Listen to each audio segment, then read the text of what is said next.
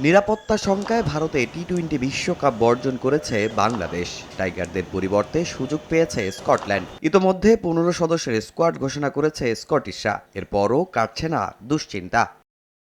যুক্তরাষ্ট্র, England, UAE, ওমানের মতো স্কটল্যান্ড স্কোয়াডও আছে পাকিস্তানি বংশোদ্ভূত ক্রিকেটার, তাও আবার গুরুত্বপূর্ণ নাম পেসার সাফিয়ান শরীফ। এ সপ্তাহের শেষ দিকে ভারতের উদ্দেশ্যে রওনা হওয়ার কথা স্কটিশ দলের, কিন্তু সমস্যা একটাই, ভারতীয় ভিসা। ভারত পাকিস্তানের রাজনৈতিক টানাপোড়েনে পাকিস্তানি নাগরিক কিংবা বংশোদ্ভূতদের ভিসা পাওয়া বড্ড জটিল। লম্বা সময় অপেক্ষা করিয়ে আদিল রশিদ রেহানদের ভিসা দেয় ভারত সরকার। সাফিয়ান শরীফের ক্ষেত্রে স্কটল্যান্ড ক্রিকেট একই অবস্থার মুখোমুখি হতে পারে।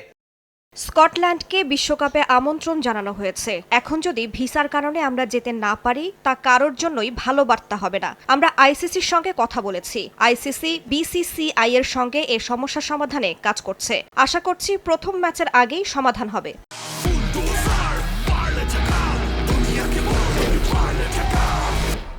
বিশ্বকাপের প্রথম দিনই মাঠে নামবে স্কটল্যান্ড। কলকাতার ইডেন গার্ডেন্সে তাদের প্রতিপক্ষ ওয়েস্ট ইন্ডিজ। কোয়ালিফাই না করেই এমন সুযোগে খুব একটা সন্তুষ্ট হতে পারেনি স্কটিশরা। সমবেদনা জানান টাইগার ক্রিকেটারদের প্রতি। এভাবে বিশ্বকাপ খেলবো কখনো প্রত্যাশা করিনি। বিশ্বকাপ খেলতে একটা বাছাই প্রক্রিয়া পেরোতে হয়, সবাই সেভাবে খেলতে চায়। আমরা স্বীকার করছি আমরা ভিন্নভাবে সুযোগ পেয়েছি। সত্যি বলতে বাংলাদেশি ক্রিকেটারদের জন্য খুব খারাপ লাগছে। আর এভাবে বিশ্বকাপ খেললে অভিযোগ উঠতে পারে। তবে আমরা র্যাঙ্কিংয়ে 14 নম্বর দল, নিয়মিত আন্তর্জাতিক সিরিজ খেলে আসছি। আগামী 7 ফেব্রুয়ারি প্রথমবারের মতো বাংলাদেশকে ছাড়া ভারত শ্রীলঙ্কার মাটিতে শুরু হতে যাচ্ছে টি-20 বিশ্বকাপ। তামিম হোসেন, সময় সংবাদ।